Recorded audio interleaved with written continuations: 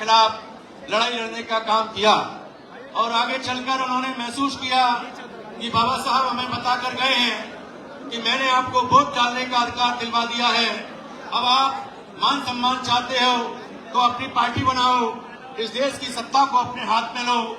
तो बाबा साहब ने इसकी शुरुआत की आरपीआई पार्टी बनाकर, लेकिन बाबा साहब के जाने के बाद कांग्रेस के लोगों ने आरपीआई पार्टी को 1972 में खत्म कर दिया।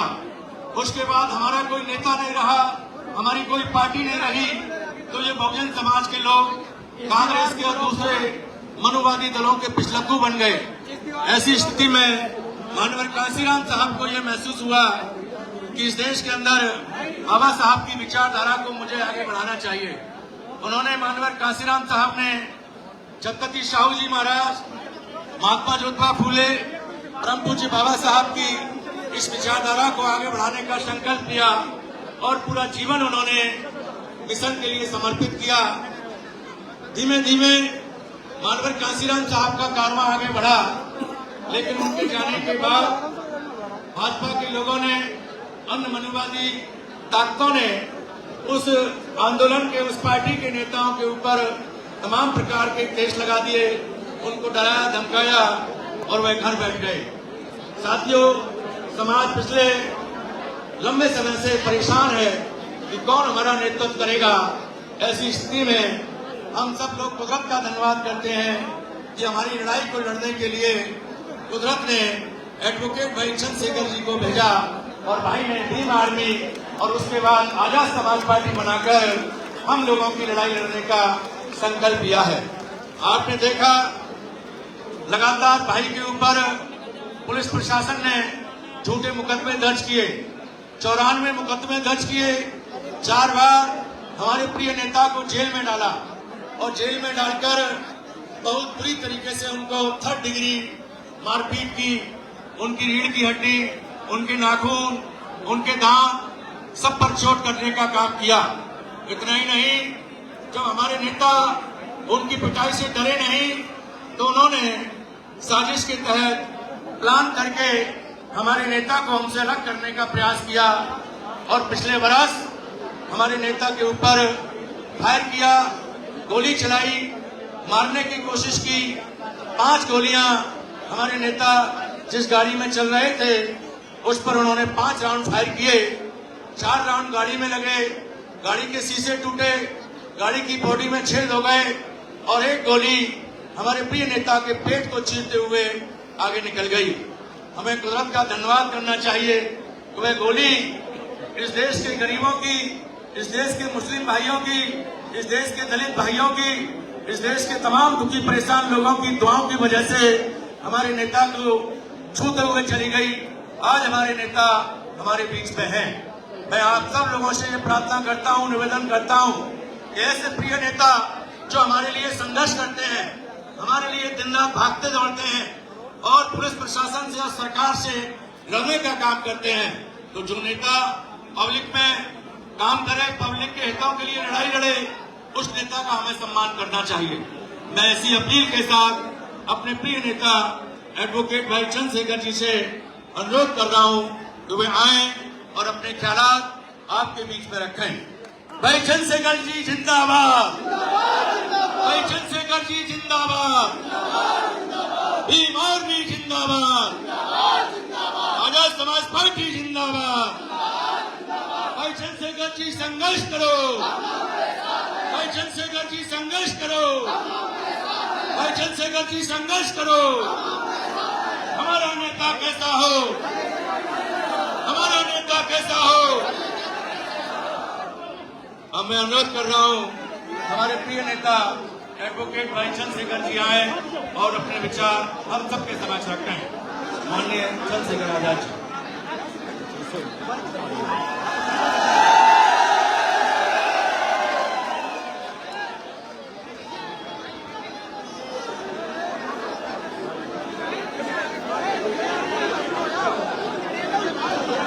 जय भीम, जय भारत, जय संविधान। नमस्कार, आदाब, सत श्री अकाल। अपनी बात को शुरू करते हुए मैं बहुजन समाज में जन्मे सभी संतों, गुरुओं और महान पुरुषों को नमन करता हूं। नमन इसलिए करता हूं कि जब इतिहास को पढ़ते हैं, जानकारी हासिल करते हैं, तो ये एहसास होता है कि अगर वो महापुरुष ना होते तो शायद आज भी हम जानवरों से पूरी जिंदगी इस देश में जी रहे होते। इसलिए उन सब महापुरुषों को जिनकी वजह से हमें जानवरों से के जीवन से निकलकर आत्मसम्मान, स्वाभिमान का जीवन दिलवाने का जो प्रयास संविधान के सफर तक हुआ है, मैं उन तमाम महापुरुषों को आगरा की इस क्रांति धरा से अपने श्रद्धा के सुमन अर्पित करता हूं, उनको नमन करता हूं।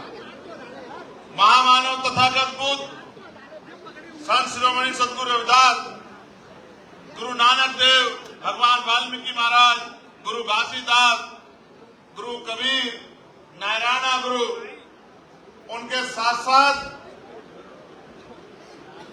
राष्ट्रपिता ज्योतिबा फूले। आपने राष्ट्रपिता ज्योतिबा फूले, मां सावित्रीबाई फूले के जीवन पे बनी मूवी देखी नहीं देखी बताओ? देख के कुछ समझ आया नहीं? आज कौन था वो जो चाहता था कि आप पढ़ ना पाए? कौन था जो चाहता था कि आप मुख्य धारा में ना आ पाए? और कौन था जो चाहता था कि आप जानवरों के जिंदगी से निकल के और इंसानों की जिंदगी प्राप्त करें? प्यारे साथियों, मैं इस क्रांति धरा से एक बार पुनः राष्ट्रपिता ज्योतिबा फूले और मां सावित्रीबाई फूले और सम्राट अशोक को बहुत बहुत नमन करता हूं। प्यारे साथियों, छत्रपति साहू जी महाराज जो आरक्षण के जन्मदाता थे, जिन्होंने 1902 में आरक्षण की व्यवस्था की कमजोर वर्गों के लिए, डॉक्टर बाबा साहब अम्बेडकर जो नारियों के मुक्तिदाता थे, गरीबों के भाग्य विधाता थे, जिन्होंने संविधान लिखकर आपको, मुझे और मुझ जैसे करोड़ों लोगों को, इस देश की तमाम जातियों की महिलाओं को मुख्य धारा में आने का, डॉक्टर, इंजीनियर, आईएएस, आईपीएस, वकील, जज, विधायक, सांसद, मंत्री, मुख्यमंत्री, प्रधानमंत्री, राष्ट्रपति बनने का अगर अधिकार किसने दिलाया, ऐसे डॉक्टर बाबा साहब अम्बेडकर को हम लोग नमन करते हैं। बाबू जगदेव प्रसाद कुशवाहा को, जननायक कपूरी ठाकुर को, चौधरी महाराज सिंह भारती को, महामना रामसु वर्मा को, संत राम बीए प्रजापति जी को, ब्रह्मानंद लोधी जी को, मां फातिमा शेख को, मां अवंतिका बाई लोधी को, मां छलकारी बाई को, तमाम वो वीरांगनाएं जिनका योगदान रहा है, मां अहिल्याबाई होलकर, मान्यवर दीना भाना वाल्मीकि जी और मान्यवर साहब श्री काशीराम जी को भी मैं उनके चरणों में नमन करता हूं। प्यारे साथियों, आगरा से मेरा लगाव बहुत गहरा, आगरा से मेरा प्यार भी बहुत गहरा।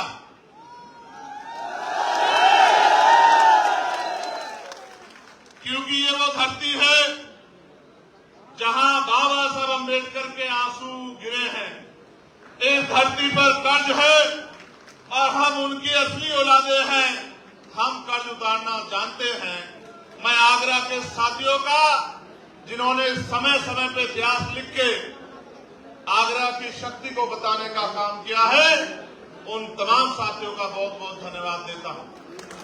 जितने संगठन के लोग आज यहां अपना प्यार आशीर्वाद देने के लिए आए हों, चाहे वो हमारा भीम नगरी का कार्यक्रम हो, चाहे हमारी महिला मोर्चे की जो यहाँ संगठन चलते हैं महिला विकास के लिए, चाहे उनके हमारे नेता कार्यकर्ता हों, चाहे हमारे व्यापार मंडल के साथी हों, चाहे हमारे लीगल सेल के साथी हों, चाहे हमारे अनुशासन समिति के साथी हों या हमारे भाईचारा कमेटी के साथी हों, मैं इस मंडल के सभी मंडल के, जिले के, विधानसभा के और गांव में अंतिम वो व्यक्ति जो बाबा साहब अम्बेडकर का झंडा पकड़ के घूम रहा है, उन साथियों को भी बहुत बहुत धन्यवाद देता हूं। इस आंदोलन को प्यारे साथियों, आगरा, और जब मैंने कहा कि आगरा से मेरा प्यार है तो उसका कारण भी बहुत बड़ा है। आगरा में बाबा साहब अम्बेडकर ने एक बुद्ध विहार जो चक्की पाट में बना था, वो अपने हाथ से जो है उसका उद्घाटन करने का काम किया था। वो हमारी धरोहर भी यही है और यही बाबा साहब की अस्थियां भी रखी गई है। ये आगरा ऐसे क्रांति धरा नहीं बना, कई बार खूनी संघर्ष में भी आगरा ने अपनी शक्ति का एहसास कराने का काम किया है। ये आगरा, इसको देश जानता है। मैं अपनी पार्टी के जो सम्मानित राष्ट्रीय कोर कमेटी के नेतागण भाई अमित कसाना जी, भाई सतपाल चौधरी जी जो मेरे साथ चल के आए, मैं उनका भी बहुत बहुत धन्यवाद करता हूं। मैं हमारी पार्टी के प्रदेश के अध्यक्ष और प्रदेश कमेटी के तमाम नेताओं का भी धन्यवाद करता हूं और मैं अपने भीम आर्मी के बहादुर भाइयों का भी बहुत बहुत धन्यवाद करता हूं। अब उनको अगर वो मेरी बात पे मजबूती से पहरा दे दें तो मैं उनको ये भी बता देना चाहता हूं कि फिर उनके खिलाफ कोई अन्याय या गरीबों के खिलाफ कोई अन्याय यहां नहीं हो पाएगा। सम्मानित साथियों, मैं चाहता था कि इस बात को मैं सबसे बाद में रखूं, लेकिन 2 दिन पहले जिस तरह का सलूक यहां की पुलिस ने हमारे कार्यकर्ताओं पदाधिकारियों के साथ किया है, मैं डंके की चोट पे ये कहना चाहता हूं कि हम स्वाभिमानी लोग हैं, ना हम किसी पे अन्याय करते हैं और ना कभी हम अन्याय सहते हैं। समय आने दीजिए, अन्याय करने वालों से सूद समेत हिसाब किया जाएगा। मेरी बात को अभी अगर किसी ने कोई अपराध किया है, उसकी सजा उसको कोर्ट देगा। आप अपराधी को गिरफ्तार करें, जांच करें, कोर्ट में रिपोर्ट पेश करें। हम संवैधानिक लोग हैं, लेकिन जिस तरह से एक अधिकारी ने अपने जातीय अहंकार को दिखाने के लिए हमारे कार्यकर्ताओं को लातों से पिटवाने का काम किया, मैं उस सम्मानित अधिकारी को भी कहना चाहता हूं, जिस सत्ता के घमंड में या जिस जातीय घमंड में ये किया गया है, सत्ता बदलेगी, आप भी यही रहोगे, हम भी यही रहेंगे। याद रखना, हम भी यही रहेंगे इस उत्तर प्रदेश में। हम उत्तर प्रदेश छोड़ के जाने वाले नहीं हैं और सम्मानित अधिकारी महोदय आपको भी नहीं जाने देंगे। मेरी बात को याद रखना, अगर आपके चौहितों ने डेपुटेशन पे कहीं भेज दिया तो वहीं से खींच के यहां आगरा लेके आएंगे। मेरी बात को आप याद रखना। मुझसे बड़ा पुलिस का समर्थक आपको कोई नहीं मिलेगा। आजादी के 75 साल में अगर पार्लियामेंट में पुलिस के भाइयों को भी न्याय मिले, 8 घंटे की ड्यूटी उनको अन्य कर्मचारियों की तरह करने का मौका मिले, सप्ताह में उन्हें 1 दिन छुट्टी मिले, उनकी बॉर्डर स्कीम खत्म की जाए, उनकी वेतन विसंगतियां दूर की जाए, ये मामला भी अगर पार्लियामेंट में किसी ने उठाने का काम किया तो आपके चंद्रशेखर आजाद ने किया। आप अच्छा करोगे तो सर माथे रखेंगे, आपका सम्मान करेंगे, और अगर आप अन्याय करोगे तो अन्याय करने वाले अपराधी के साथ जिस तरह का सलूक होता है उसी तरह का सलूक आपके साथ होगा। इस बात को आप याद रखना। सम्मानित साथी, प्यारे भाइयों, ये प्रबुद्ध सम्मेलन है जहां दूसरी पार्टियां एक जाति को प्रबुद्ध बता के प्रबुद्ध सम्मेलन करने का काम करती है और बाबा साहब अम्बेडकर के संविधान में जो समता समानता की बात कही गई है, उस समता समानता को नीचा दिखाने का काम करती है, ये बताने का काम करती है कि देश में एक ही जाति एक ही धर्म प्रबुद्ध है और बाकी लोग प्रबुद्ध नहीं है।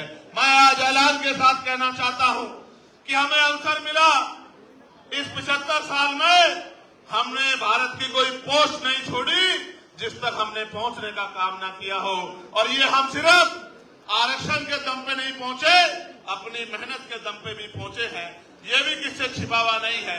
हाँ, एक बात तो जरूर है, एक पोस्ट बाकी है जो बाबा साहब अम्बेडकर का भी सपना था, जो मान्यवर काशीराम साहब का भी सपना था।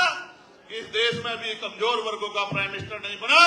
मैं आपको बहुत विश्वास से कहता हूं, आगरा का कर्ज लेके कहता हूं, आगरा के भाइयों से वचन दे के कहता हूं कि वो दिन भी आएगा कि जब बाबा साहब अम्बेडकर के विचारों का व्यक्ति प्रधानमंत्री भी बनेगा और देश की कुर्सी में भी बैठेगा।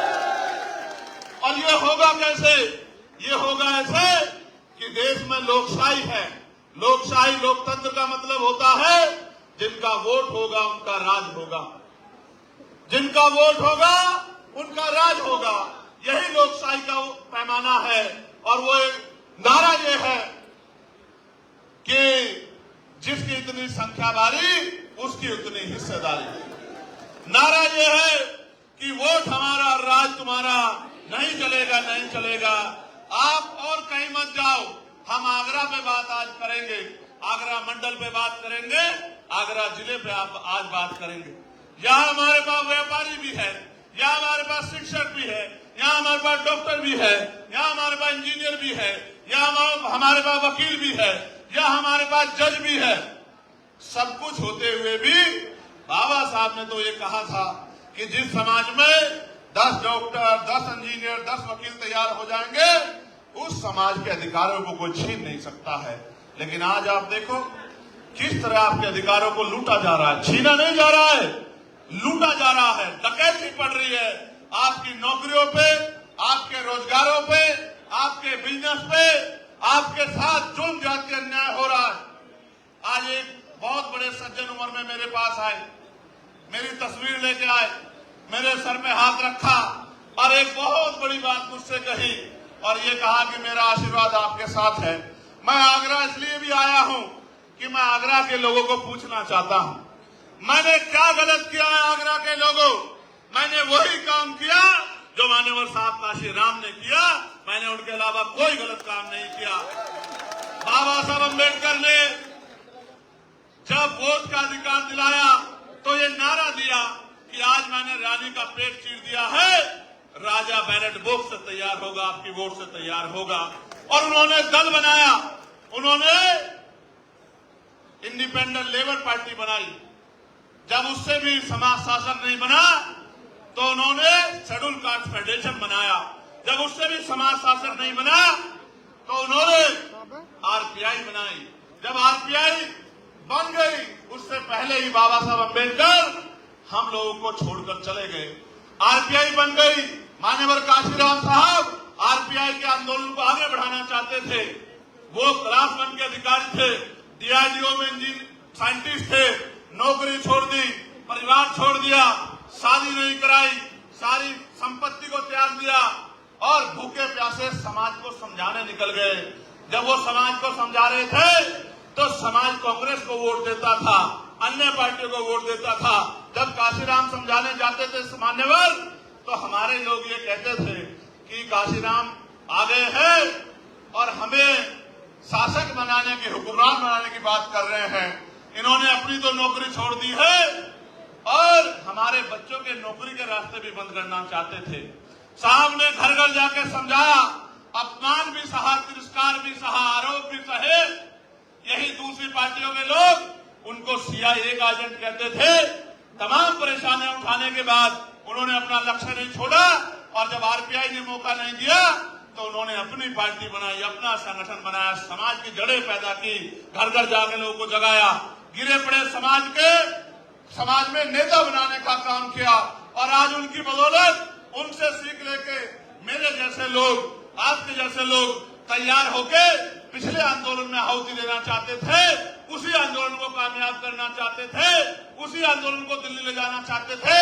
लेकिन जब उन्होंने दरवाजे बंद कर लिए तो समाज की रक्षा के लिए और महापुरुषों के कारवा को आगे बढ़ाने के लिए, बाबा साहब अम्बेडकर के वोट के अधिकार की रक्षा करने के लिए और जुल्म जाति को रोकने के लिए हमने भी संगठन बनाया, समाज की सेवा की, जेलें काटी, लाठियां खाई, दांत तोड़ दिए गए, रीढ़ की हड्डी तोड़ दी गई, तमाम तरह के जुल्म किए, इनसे भी पेट नहीं भरा तो गोली चलाई गई। आप सबके सहयोग आशीर्वाद से और महापुरुषों के आशीर्वाद से गोली से भी बच गया, फिर संघर्ष करता रहा, जान की परवाह नहीं की, साथियों ने मदद की, एक एक पैसा जुटाया, नगीना में चुनाव लड़के आपकी आवाज को बुलंद करने का काम किया, पार्लियामेंट में आपकी आवाज को उठाने का काम किया। जब मान्यवर काशीराम साहब ने बाबा साहब की बात को आगे बढ़ाने के लिए आरपीआई में मौका न मिलने के बाद बाबा साहब के रास्ते को, बाबा साहब के सपने को, बाबा साहब के संघर्ष को आगे बढ़ाने के लिए जब उन्होंने पार्टी बनाई, तो मैंने भी जब पिछले आंदोलन ने मौका नहीं दिया, तमाम तरह के आरोप लगाए, आपकी रक्षा सुरक्षा के लिए, आपके हक अधिकारों के लिए आजाद समाज पार्टी के रूप के नाम पर दल बना के आपकी शक्ति बनाने का काम किया। और आप ये बताओ, जब व्यापारी भाइयों ने मुझे एक डिमांड भेजी कि भैया टैक्स में छूट होनी चाहिए, तो बताओ आगरा के साथियों, मैंने उस आवाज को उठाने का काम किया है नहीं किया, और आपकी मदद कराने का काम किया नहीं किया। सम्मानित मेरे भाइयों, कह रहा हूं, अभी तो एक आदमी आपका पार्लियामेंट में गया है, अगर आप ताकत बना दोगे आने वाले समय में, तो आगरा के जो जूता व्यापारी हमारे भाई हैं, इनकी एक एक डिमांड को एक ही दिन के अंदर पूरा कराने का काम करूंगा, ये मैं आपको विश्वास दिलाता हूं। प्यारे भाइयों, जब यहां पर बुद्ध विहार को तोड़ने के लिए रेलवे ने नोटिस दे दिया, आप ये बताओ पार्लियामेंट में उसकी आवाज उठा के वो बुद्ध विहार रुकवाने का काम किया नहीं किया, आप लोग मुझे बताओ। और मैंने मंत्री जी से मिलकर कहा कि आप अभी आगरा को जानते नहीं हो, मैं आगरा को जानता हूं। आगरा के लोगों का जब दिमाग खराब होता है तो आगरा से दिल्ली दूर नहीं है। प्यारे साथियों, याद है ना बाबा साहब ने क्या कहा था? 18 मार्च 1956 को इसी आगरा की धरती पर उन्होंने कहा था कि मुझे मेरे पढ़े लिखे लोगों ने धोखा दिया है, मैं इस समाज को, इस कारवा को जहां तक पहुंचाना चाहता था वहां तक नहीं पहुंचा पाया हूं। और अपने बच्चों से यह अनुरोध करके कहा कि अगर आप इसको आगे नहीं बढ़ा सकते तो इसको पीछे मत जाने देना मेरे बच्चों। आज आप बताओ, कारवा आगे गया है या पीछे हटा? ईमानदारी से बताओ। नहीं, मैं ये समझता हूं कि आपको गंभीरता सोचना चाहिए कि कारवा आगे इसलिए नहीं गया कि आज भी जाति धर्म के आधार पर जुर्म, जाति, अन्याय, अत्याचार जारी है, और आज भी हम लोग रोटी रोटी के लिए मोहताज हैं। आज भी हमारी बहनों का अपमान होता है। अभी आपको कुछ दिन पहले याद होगा कि मुझे मथुरा आना पड़ा था। क्यों आना पड़ा था मथुरा, पता है नहीं पता है? लेकिन मैं उस परिवार का भी धन्यवाद दूंगा जिसने मेरी बात को मानकर उन दोनों बच्चों को जो है सम्मान का जीवन दिलाने का काम किया। इसके लिए भी मैं डॉक्टर बाबा साहब अम्बेडकर को धन्यवाद देता हूं, मान्यवर काशीराम साहब को धन्यवाद कि उन्होंने उनके संघर्ष से, उनके रास्ते पे चल के आज समाज में ये प्यार, विश्वास तो पैदा हो गया है कि जो बात हमारा भाई कह रहा है हमें उसको मानना चाहिए। मैं जानता हूं कि ये जगह छोटी है और लोग ज्यादा हैं, मैं इस बात को मानता हूं, लेकिन मैं आपके संघर्ष, आपकी ताकत को भी जानता हूं। अगले 30-40 मिनट इसी तरह से डटे रहिए कि लोगों को ये पता लग जाए कि अब समय बदलने वाला है, अब गरीबों के घरों में भी रोशनी पहुंचेगी, अब समय बदलने वाला है। प्यारे साथियों, बाबा साहब ने और कुछ भी कहा था जिसकी तरफ मैं आपका ध्यान आकर्षित करूंगा। 18 मार्च 1956 को उन्होंने कहा, अब मैं बूढ़ा हो चला हूं, बीमार रहता हूं, जहां तक लोगों को जगाना चाहता था ग्रामीण क्षेत्रों तक जगा नहीं पाया हूं। मैं अपने चारों तरफ देखता हूं, एक भी ऐसा नौजवान दिखाई नहीं देता जो इस तंबू का बंबू बनके इस आंदोलन को आगे बढ़ा सके। इसलिए मैं समाज से अपील करता हूं कि समाज आगे निकल के आए और इस आंदोलन को चलाए। तो काशीराम साहब क्या कहते हैं कि मुर्दा लोग मिशन नहीं चलाते और जिंदा लोग मिशन को नहीं रुकने देते। आज मैं आपको एक सच्चाई बताता हूं। क्या और लोगों की तरह मैं किसी दूसरे दल में जाके MP MLA नहीं बन सकता था क्या? बताओ ईमानदारी से, बन सकता था नहीं बन सकता था? लेकिन क्या मैं वहां बाबा साहब अम्बेडकर और मान्यवर काशीराम साहब के विचारों का प्रचार प्रसार कर सकता था क्या भाई? आज तो हर कोई बाबा साहब की बड़ी सी फोटो लगाता है। लगाता है नहीं लगाता है? क्यों लगाता है पता आपको? इसलिए लगाता है कि बाबा साहब के चाहने वाले ज्यादा हैं और आज ये बात घर घर तक पहुंच रही है, इसलिए बड़े बड़े फोटो लगाते हैं। लेकिन क्या बाबा साहब के विचारों पे भी चलते हैं क्या? अगर बाबा साहब के विचारों पे चलते तो महापुरुषों के नाम पे बने जिलों का नाम क्यों बदलते? आप अपने मन से सोच के देखो। आगरा के मेरे साथियों जो आपके सम्मान की लड़ाई लड़ने की बात करते हैं, उन्होंने प्रमोशन में रिजर्वेशन पे किस तरह शेड्यूल कास्ट के लोगों का गला काटने का काम किया, ये भी किससे छिपा हुआ नहीं है। ये भी बात आपको याद रखनी चाहिए। सम्मानित साथियों, हम तो भाईचारा बनाने निकले हैं और आप मेरी इस बात पे गौर करना। इस बार जब बाबा साहब अम्बेडकर की जयंती आई थी, उस जयंती पे छुट्टी कराने के लिए पार्लियामेंट में संघर्ष करने का काम किसने किया आप बताओ? किसी और ने किया? अगर अकेला चंद्रशेखर इतनी लड़ाई लड़ सकता है, तो अगर 10-20 चंद्रशेखर पार्लियामेंट में चले गए तो फिर सोचना क्या होगा। मेरी बात को आप याद। आइए मैं बात आगे बढ़ाता हूं। मुस्लिम समाज के बड़े जिम्मेदार लोग बैठे हैं।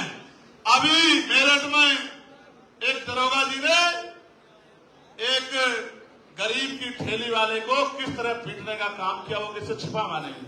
और कल अलीगढ़ में क्या हुआ आपने नहीं देखा क्या?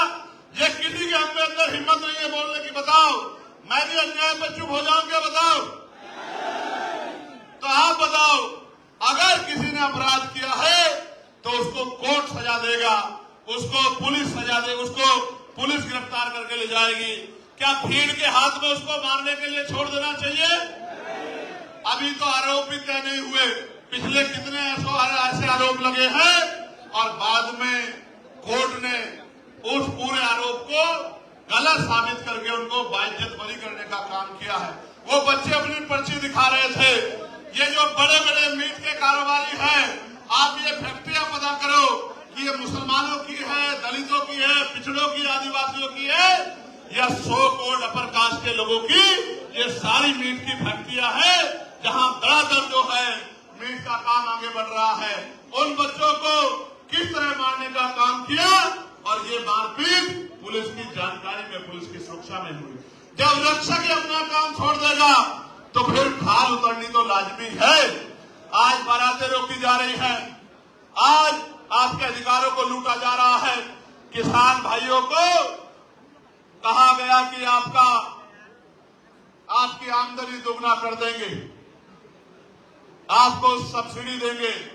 यूरिया में जो वजन होता था वो कम कर दिया, पैसे बढ़ा दिए, DAP में पैसे बढ़ा दिए और तमाम जगह लाइन लगती है। गर्मी में, सर्दी में, बारिश में किसान परेशान होता है और उनसे कहा गया बिजली के दाम कम करेंगे, कोई दाम कम नहीं करे, बिजली का बिल माफ करेंगे, कोई बिजली का बिल माफ नहीं किया और किसान परेशान है और सुसाइड कर रहा है। और किसानों के हितैषी बताने वाली सरकार चैन से पढ़ के सो रही है। नौजवानों से वादा किया कि आपको रोजगार देंगे, आपको स्किल डेवलपमेंट करेंगे, आपको तरक्की देंगे। लेकिन आप ये बताओ उत्तर प्रदेश में कोई एक भर्ती ऐसी बताओ जिसमें घोटाला ना हुआ हो। भर्ती बाद में आती है, पहले पेपर लीक हो जाता है। हो जाता नहीं हो जाता है? भर्ती बाद में आती है, पेपर लीक हो जाता है। पेपर लीक जहां नहीं होता वहां नकल होती है और नकल से भी बच जाए तो फिर आरक्षण घोटाले होते हैं, जैसे 69,000 शिक्षक भर्ती में हुए हैं कि 20,000 पाल, प्रजापति, कश्यप, बघेल, सैनी, मौर्य, साक्य, कुशवाहा, बिंद, राजभर, केवट, मल्ला, गुर्जर, कुर्मी, यादव, जाट, तमाम पिछड़े वर्ग के बच्चों के नौकरी को लूटने का काम इसी उत्तर प्रदेश की सरकार ने किया। प्यारे भाइयों, बहनें सुरक्षित नहीं है। अखबार पढ़ के देखो, आज इस मंच पे बहुत सारी बहनें बैठी हैं। एक बार जरा सामने से हट जाओ। आज इस मंच पे इतनी सारी बहनें बैठी हैं। एक बार मैं बहनों से कहूंगा जरा हाथ ऊपर एक बार खड़ा कर लें। ईमानदारी से बताओ कि आज महिलाएं बहनें सुरक्षित है उत्तर प्रदेश में? आज बहनें सुरक्षित नहीं है। अखबार पढ़ लो, रोज किसी बेटी का रेप हत्या होती है, किसी को मार के लटकाया जाता है। आप ये बताओ, ये कैसा सुशासन है जिसमें गरीबों की बच्चा सुरक्षित नहीं है? मैं आज आपसे कह रहा हूं, ऐलान करके कह रहा हूं, डंके की चोट पे कह रहा हूं, एक बार मौका मिलने दो। अगर किसी गरीब की बच्ची की तरफ किसी ने आंख उठा के देख ली, फिर मुझसे सवाल करना कि चंद्रशेखर भाई ये कैसे हो गया। पूरी जिम्मेदारी से आपको कह रहा हूं। जैसे परियार साहब कहते थे कि मैं तब उस प्रदेश को सुरक्षित मानता हूं जिस प्रदेश में रात के अंधेरे में भी महिलाएं कुछ मील तक अकेले घूम आए।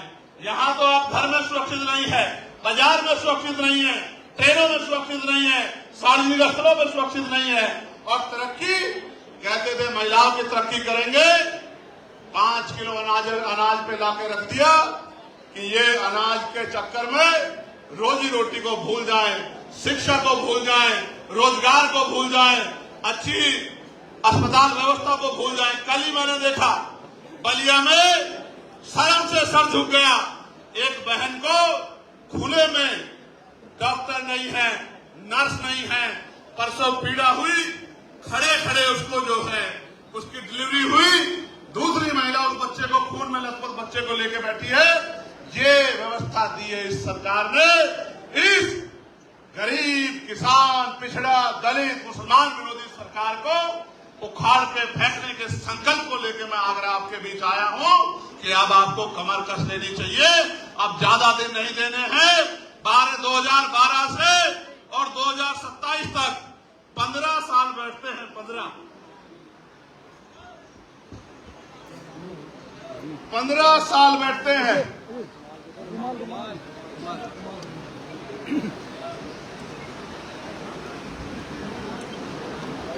2012 से 27 तक कितने साल बैठते हैं?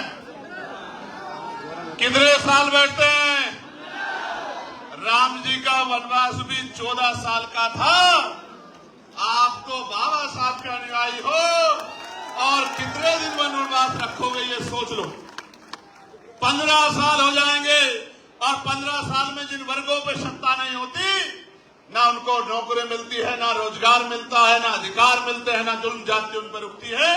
काशीराम साहब कहा करते थे, जिनकी सत्ता नहीं होती उनकी बहन बेटियों पर अत्याचार होता है, उनकी बहन बेटियों पर जुल्म होता है। जिनकी सत्ता नहीं होती उनकी तरक्की के रास्ते रुक जाते हैं। आज आप महसूस करके देखो कि क्या हो रहा है। तमाम निजीकरण हो रहा है। सारी सरकारी नौकरियों को खत्म किया जा रहा है। सरकारी नौकरी खत्म हो जाएगी तो schedule caste, schedule tribe, backward के लोगों को आरक्षण नहीं देना पड़ेगा। सोची समझी साजिश के थ्रू सब कुछ हो रहा है। आज महसूस करके देखो, सरकारी नौकरी मिलती थी तो परिवार सुरक्षित हो जाता है। आगे सरकारी नौकरी नहीं आएगी, फिर क्या करोगे? मेरे वाल्मीकि समाज के भाई तख्तियां उठा के दिखा रहे हैं। आज मजबूरी में 7,000 रुपए, 9,000 रुपए, 11,000 रुपए, 15,000 रुपए काम लेते हैं। पहले 500 दिन कच्चा रखते हैं, 500 दिन काम करने के बाद संविदा पे लाते हैं और 5-7 साल बाद संघर्ष करा के अगर वो जिंदा बच जाए उन्हीं को पक्का करते हैं। ये जो अन्याय हो रहा है निजीकरण के नाम पे, संविदा के नाम पे, ठेकेदारी के नाम पे, मैं आपको विश्वास दिला के कहता हूं कि सारे संविदा कर्मी भाइयों को पक्का करने का काम करेंगे। और आपके लिए इस कच्ची नौकरी को जो सफाई कर्मचारी काम शेड्यूल कास्ट, शेड्यूल ट्राइब के लोग करते हैं, बैकवर्ड के लोग करते हैं, इस सफाई कर्मचारी की नौकरी को पक्का करने का काम करेंगे। इस बात का मैं आपको विश्वास दिलाता हूं। और मैं तो चाहता हूं कि आप भी इस काम को छोड़ के जो schedule caste, schedule tribe, backward के लोग करते हैं, छोड़ो आप भी। ये उनको दे दो जो बहुत शुद्ध बनते हैं इस देश में, ये काम उनको दे दो कि वो कर ले। आप लोग डॉक्टर बनो, आप लोग इंजीनियर बनो, आप लोग वकील बनो, आप लोग जज बनो, आप लोग IAS IPS बन के, विधायक सांसद बन के देश की पॉलिसी को चलाने का काम करो और देश के गरीबों को न्याय दिलाने का काम करो। मुस्लिम समाज के भाई बैठे हैं, पिछड़े वर्ग के लोग बैठे हैं, मैं आपसे भी पूछना चाहता हूं, आपको नहीं पता कि जब सत्ता नहीं होती क्या होता है? देखो, बिजली के दाम कौन तय करता है बताओ? कौन करता होता है? सरकार। पानी के दाम कौन तय करता है? पेट्रोल डीजल के दाम कौन तय करता है? अच्छे स्कूल कहां बनेंगे कौन तय करता है? अच्छे हॉस्पिटल कहां बनेंगे कौन तय करता है? एम्स कहां बनेगा कौन तय करता है? मेडिकल कॉलेज कहां बनेगा कौन तय करता है? यूनिवर्सिटियां कहां बनेगी कौन तय करता है? किस डिपार्टमेंट में वैकेंसी आएगी कौन तय करता है? इंडस्ट्रियल एरिया कहां लेगा कौन तय करता है? किसको टैक्स लगाना है, किसको छूट देनी है कौन तय करता है? जब सब कुछ सरकार करती है तो आप ये समझो कि पिछले 15 साल से 27 में आप लोग सत्ता से बाहर हो, तो फिर जुल्म ज्यादती नहीं होगी तो आपके साथ क्या होगा? आज मैं आपको विश्वास दिला कहता हूं, आगरा के मेरे भाइयों, व्यापार मंडल के साथियों, भीम नगरी के साथियों, तमाम संगठनों के साथियों, पूरा मुस्लिम समाज आपकी तरफ देख रहा है कि अगर ये शेड्यूल कास्ट के लोग, शेड्यूल ट्राइब के लोग, बैकवर्ड के लोग चंद्रशेखर के साथ, आजाद समाज पार्टी के साथ खड़े हो जाए तो हम बाकी दलों को लात मार के चंद्रशेखर आजाद के साथ जाके खड़े हो जाएंगे। ये बात आज सबके मन में है। आप कहीं जाके पूछो, जिन पार्टियों को वोट देते थे थक गए इस पार्टी को वोट देते हुए, और उन पार्टियों से उत्तर प्रदेश की सत्ता भी नहीं हटाई जा सकती। सत्ता तब हटेगी जब शेड्यूल कास्ट, बैकवर्ड और मुस्लिम इकट्ठा होगा। खाली एक जाति के वोट से नहीं हट सकती है। इसलिए मैं आपको कहता हूं, अब आपको बूथ का संगठन बनाना है, सेक्टर का संगठन बनाना है, घर घर जाके व्यवहार पैदा करके भाईचारा कमेटियां बनानी है, बहनों को जागरूक करके बहनों के सम्मान की रक्षा करते हुए उनके आने वाले कल को बताकर आपको उनको तैयार करना है। पढ़ने वाले बच्चों को स्कूल की तरफ ले जाना है, संघर्ष करने वाले बच्चों को रोजगार की तरफ ले जाना है। जिन पे घर नहीं है उनको पक्का मकान, और जमीन भी नहीं है तो जमीन और पक्का मकान बनाकर देने का काम हम लोग करेंगे। इस बात का भी मैं आपको विश्वास दिलाता हूं। 3 चीजें हम लोग प्रमुखता से करेंगे। पहली, समान शिक्षा पॉलिसी लागू करेंगे कि राष्ट्रपति या हो मजदूर किसान की संतान, सबको शिक्षा एक समान, एक ही क्लास होगी, एक ही सिलेबस होगा, एक ही टीचर होगा। किसान का बच्चा भी वहीं पढ़ेगा और विधायक का बच्चा भी वहीं पढ़ेगा, जिलाधिकारी का बच्चा भी वहीं पढ़ेगा, SSP का बच्चा भी वहीं पढ़ेगा। तब आप देखना ये जो प्राइवेट स्कूलों में जेब कटाई हो रही है ये बंद हो जाए। दूसरा, समान हेल्थ पॉलिसी लागू करेंगे। इलाज की कमी के कारण मैंने अपने पिता को खो दिया। उस दिन संकल्प कर लिया कि किसी के पिता को बचाने के लिए जो भी जान लगानी पड़ेगी वो जान लगाने काम करूंगा। सड़कों पे संघर्ष किया, आवाज उठाने का काम किया, तमाम लड़ाई लड़ने का काम किया। फिर बाद में समझ आया कि बिना सत्ता के पॉसिबल नहीं है। क्यों पॉसिबल नहीं है? इसलिए पॉसिबल नहीं है कि जिनको ये पॉलिसी बनानी है उन्हीं के तो स्कूल हैं, नेताओं के तो स्कूल हैं, नेताओं के तो कॉलेज हैं, नेताओं के तो हॉस्पिटल हैं, तो वो अपना नुकसान क्यों करेंगे? इसलिए उस दिन समझ में आया कि सत्ता बनानी पड़ेगी, बाबा साहब की बात माननी पड़ेगी। बाबा साहब ये कहते हैं, political power is the master की, इट इज द मास्टर की by which can you open and each every door of your success. कि आप अपनी सारी परेशानियों के रास्ते खोल सकते हैं, दरवाजे खोल सकते हैं अगर सत्ता आपके पास है। फिर सड़कों पर निकल गए, धोल फाकी, जुल्म जाति सही, अन्याय में लड़ते हैं। और आज मैं धन्यवाद दूंगा नगीना के साथियों का। आप भी दोनों हाथ उठा के धन्यवाद दो नगीना का, कि नगीना के लोगों ने आपको मौका दिया, और जब आपको मौका दिया तो पूरे देश ने आपका हुनर देखने का भी काम किया। आज मैं मुस्लिम भाइयों को बता रहा हूं, 29 तारीख में मुजफ्फरपुर में, बिहार में वक्फ के विरोध में और पीटीएमसी एक्ट जो है, जो बोधगया पे अवैध कब्जा किया गया है, उसके विरोध में 29 तारीख को रैली है, जहां सब लोग चैन से बढ़कर सो रहे हैं। इस हक की लड़ाई को लड़ने का काम भी आजाद समाज पार्टी काशीराम और भीम आर्मी कर रही है।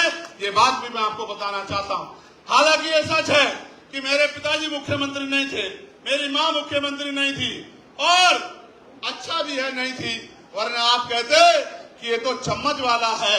मैं आपको कहना चाहता हूं, ना मैं चम्मच वाला हूं, ना आपको चम्मच वाला बनने दूंगा। आपको भी मान सम्मान की जिंदगी मिले, आपको भी रोजगार मिले, आपकी भी ताकत बढ़े, इसके लिए हम लोगों को संघर्ष करना पड़ेगा। प्यारे साथियों, आप मुझे बताओ, क्या इस लड़ाई को हमें कामयाब करना चाहिए, नहीं करना चाहिए? दोनों हाथ उठा के बताओ जोर से। करना चाहिए, नहीं करना चाहिए? क्यों करना चाहिए, इस बात को भी समझो।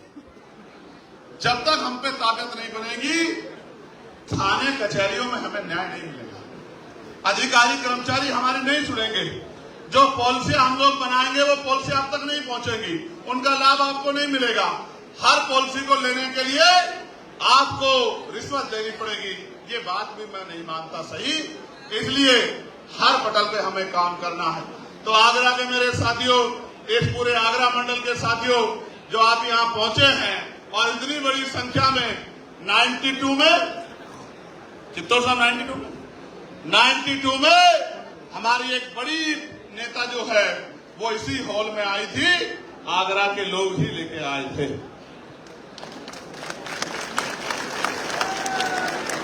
अब उनको आप 92 में इस हॉल में लेके आए, फिर आपने उनको ताकत भी दी। अब मैं आपसे पूछना चाहता हूं, इस हॉल में तो मुझे ले आए हो, ताकत दोगे नहीं दोगे ये भी बता दो। देखो, इस तरह समझो, इस तरह समझो। क्रिकेट देखते हो नहीं देखते हो?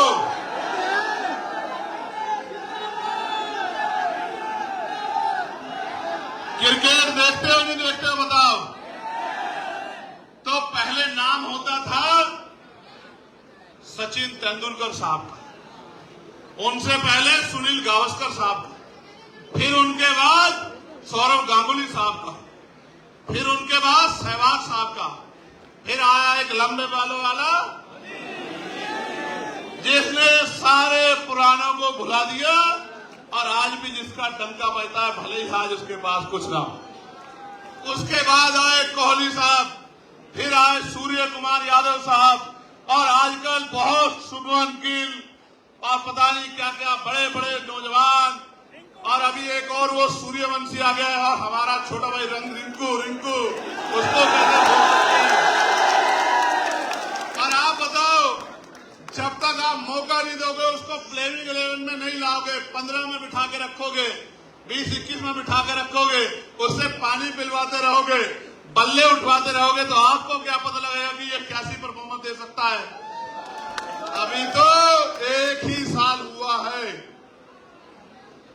याद रखना, इन 5 साल के पूरे होने से पहले आपकी जिंदगी में रोशनी लाने का इंतजाम हम सब लोग करेंगे। मेरी बात को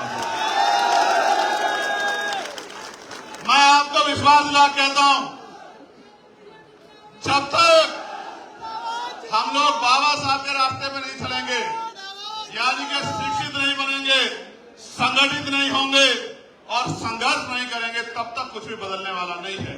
और मैं फिर आपसे कहता हूं, पार्टी के नेताओं से कहता हूं, भीम आर्मी के साथियों से कहता हूं, कार्यकर्ताओं से कहता हूं, मांगने से भीख मिलती है, अधिकार छीनने पड़ते हैं।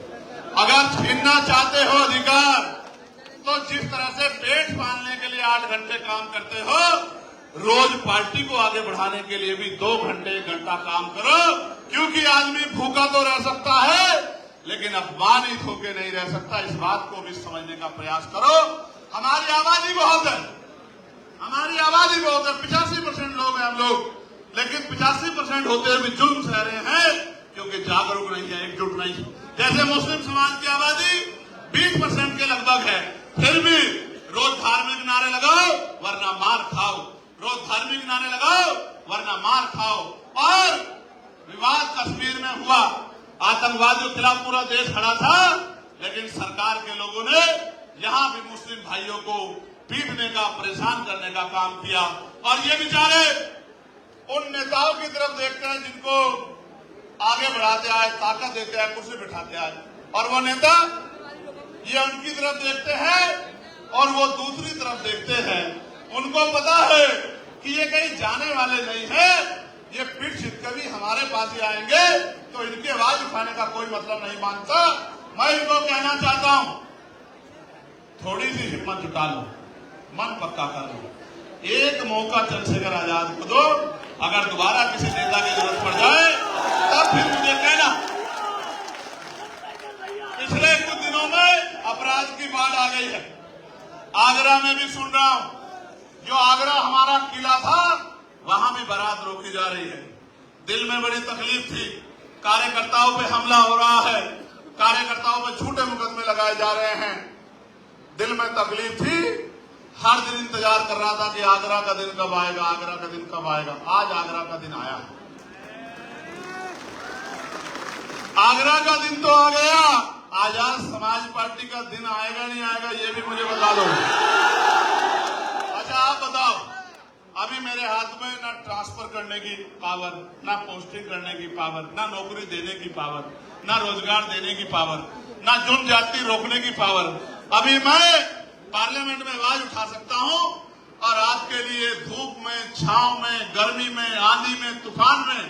और इसे छोड़ो साहब, मैं चैलेंज करके कहता हूं, मेरे खून का कतरा कतरा ले लो।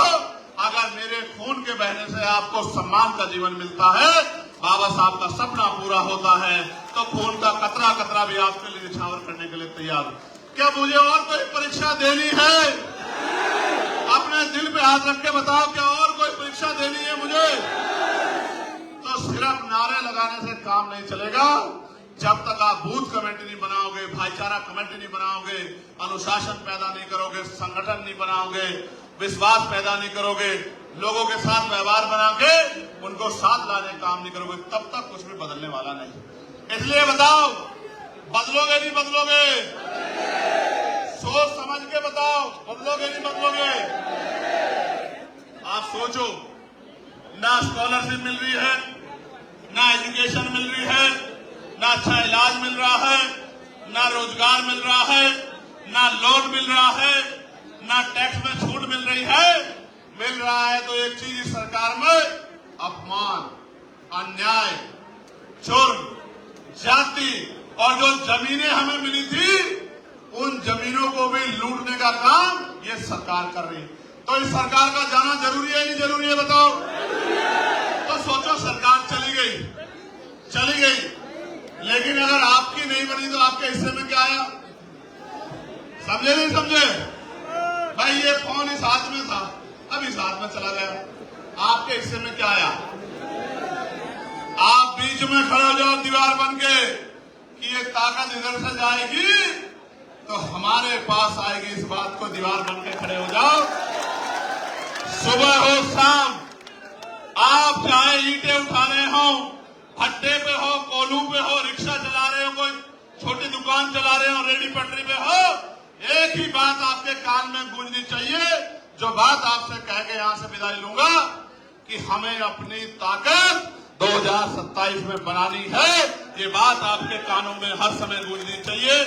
और 2-3 नारे आपको मेरे साथ लगाने हैं। तैयार हो? ये जो मंच के लोग हैं ये भी तैयार है नहीं तैयार है?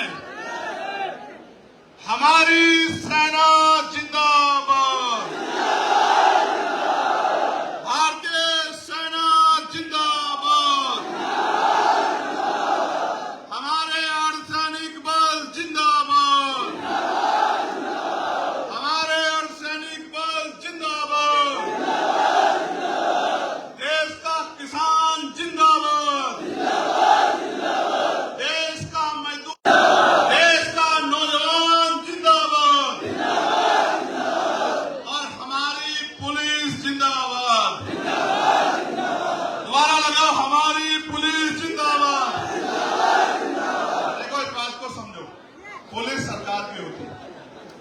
ये जो कुछ करते हैं कुछ लोगों को छोड़ के बाकी लोग मजबूरी में करते हैं, सरकार इनको आदेश देती है।